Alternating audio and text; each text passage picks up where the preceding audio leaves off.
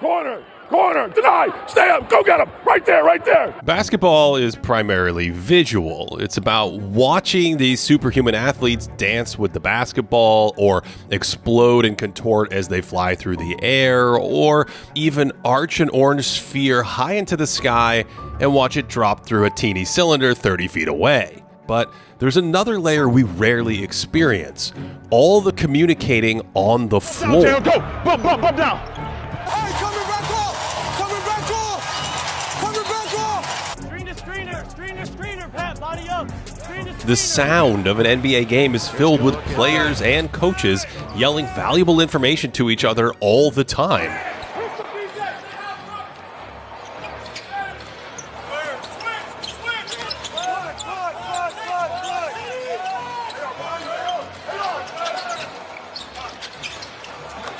That's the sensory side we can't feel at home, the instantaneous communication on the court from the players on the bench, because coaches on the sideline are a part of this dance too. They feed information to players before the game, during the game, And we're not digging in down there. and during the play.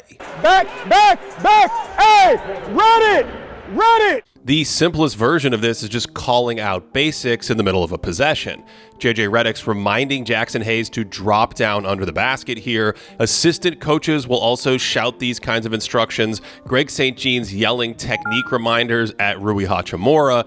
And this is happening on every possession, basically. My personal favorite to watch is Jeff Van Gundy, who feels like he's on the court in a defensive stance himself sometimes.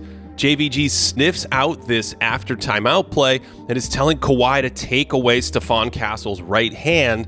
And this might seem minor, but it helps Kobe Sanders stay connected on that route and leads to a turnover. This is the invisible hand influencing nearly every NBA play. Instead of the fake screen confusing the defenders and leading to an open shot like this, that inconspicuous bit of coaching kind of broke the first part of the play for San Antonio, and downstream ended in a turnover. Here's another example. Luka Doncic just drills a three, and that's all most of us ever think about. But look at Van Gundy. He's asking for tighter coverage from Sanders. I love that Luka then acknowledges, yo, you do need to be tighter. So on the next trip, Sanders gets much closer, crowds his step back three, and not only does Luka nearly airball it, but it's an offensive foul with that little leg kick to the nether regions. Look at Will Hardy here. He knows the Blazers out of bounds play, tells his team to deny the catch. So Bryce Sensabaugh is on the top side of his man here. That means Taylor Hendricks stays on the top side when they switch. Suddenly Portland can barely inbound it, and it turns into a turnover. So coaching technique from the sideline can really influence a play. And then there's Tari Eason looking at Ime Udoka, who says, go double right now. That gets the ball out of Luka's hands and is a win for the Rockets defense. This is still mostly invisible, but it's almost like giving a coach a video game controller. Neemias Queta puts his hand up, asking the bench when to double, waits for a signal, and then goes. And the Celtics' rotations can then take care of the rest. So sideline coaches time up double teams like this, and my favorite this season was the end of this Charlotte game, where off camera, Charles Lee is nearly at half court clapping for Con Knipple to double team his college roommate.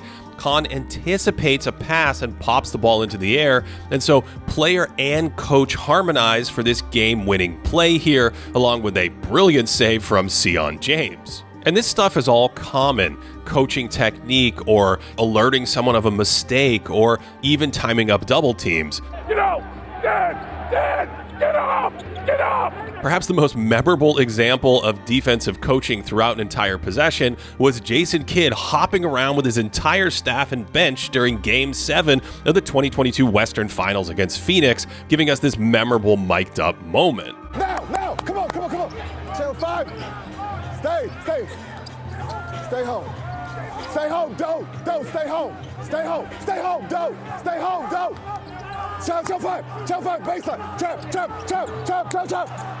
On the offensive side, basketball's moved away from rigid sets towards flowing read and react concepts. Coaches have empowered players to play freely or more randomly throughout a possession. So it's his read, and what we do in practice is we'll have the defense switch, we'll have the defense chase over the top, we'll have the defense go under, so the players feel all these different options that they have. As fans, we know that coaches call in plays from the sideline. That's been going on since the beginning of time. And this is a throwback floppy action designed for Jalen Brunson. You can often find coaches touching various body parts to signal plays like their chest or their chins. Ty Lue is a relatively frequent sideline play caller, and this style of half-court play calling is more common in college, and to me, it's like a catcher quietly calling a great game for a pitcher. Lue stands up here to call an off-ball screen for Kawhi, probably to target Luke Cornett in this exact matchup, so we just noticed Leonard's drive, but his coach put him in that advantageous position. I'm not sure anyone is calling more plays from the sidelines right now than Joe Mazzulla, just telling players where to go constantly and setting up the mismatch here with Tyler Hero on Jaylen Brown. Then the team's principals take over with Sam Hauser creeping baseline and Baylor Shireman drifting toward the corner. Brown goes left and the help still comes. Hauser's on the block telling JB the wing is open. Shireman lifts back up to make that pass easier. Then on the pass, Hauser pops back out to the corner. That is so filthy. On the very next trip, look, it's Joe calling a play again. He wants Hero back in the action, tells Garza to go screen for Brown, which effectively is a way of hunting Hero. Tyler wants to avoid the switch, so he jumps out. Now the team principals take over. Quick flare screen, Miami's confused, and Boston scored 53 points in this quarter. Mazzulla's even calling plays off misses. One of my favorites was last year against Philly. He screams for Al Horford to U-turn and bring Embiid into a screen in semi-transition on the far side of the court, and apparently he knew what he was doing.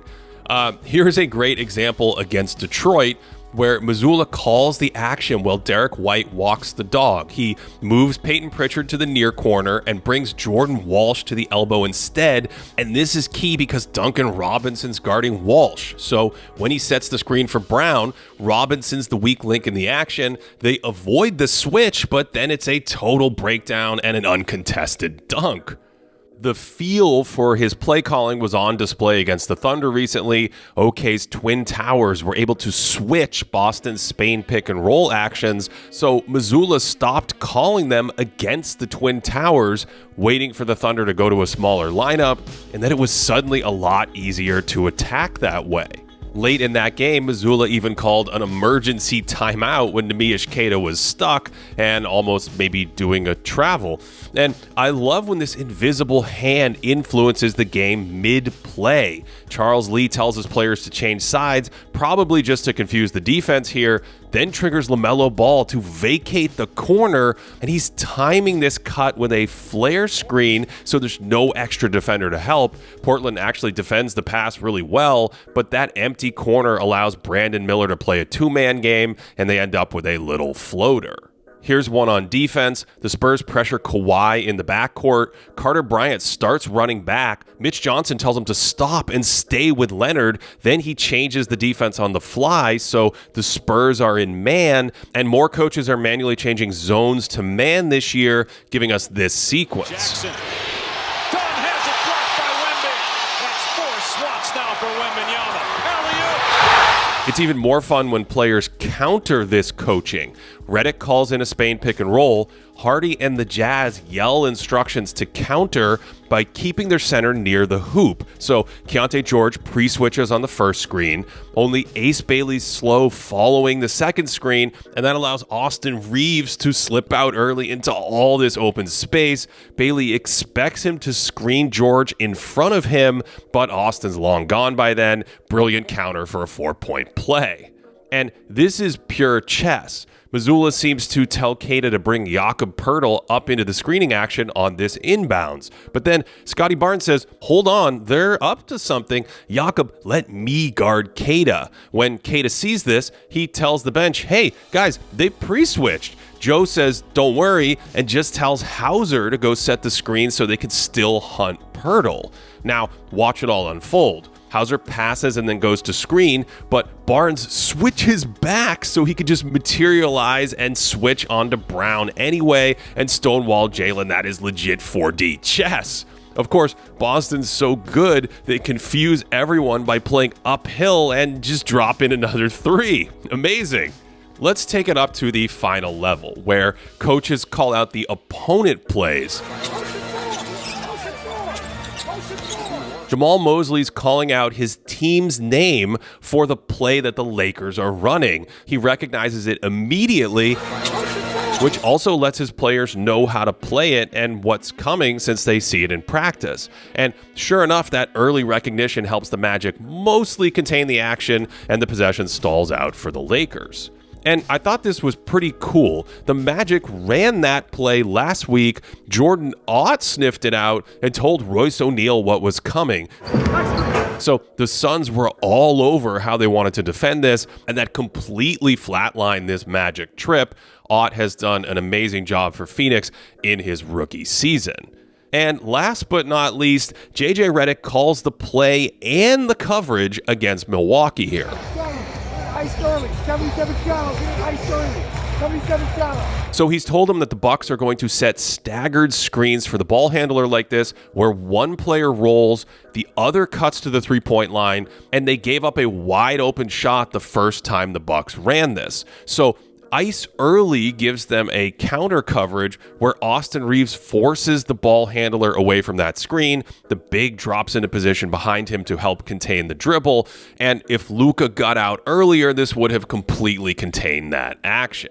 There's a ton that goes into coaching that we don't see. Managing personalities, teaching principles, juggling lineups, and so on. But this live game coaching, technique, play calls, counters, the opponent's play calls are a largely invisible way coaches interact with the game, sometimes even feeling like an extra player on the court. And even if we don't always notice it, it's certainly part of a coach's impact. To support this channel, patreon.com/thinkingbasketball. That's where we have proprietary stats on teams and players throughout the year. We also have a Discord community, and you can get all of our extra video content over there, or sign up on YouTube as a member, where we also live stream the podcast. Thanks for watching all the way to the end on this one. Hope you enjoyed it and that you are having a great day. You got to shoot the ball. Over here, you got to shoot the ball. That's what you do best.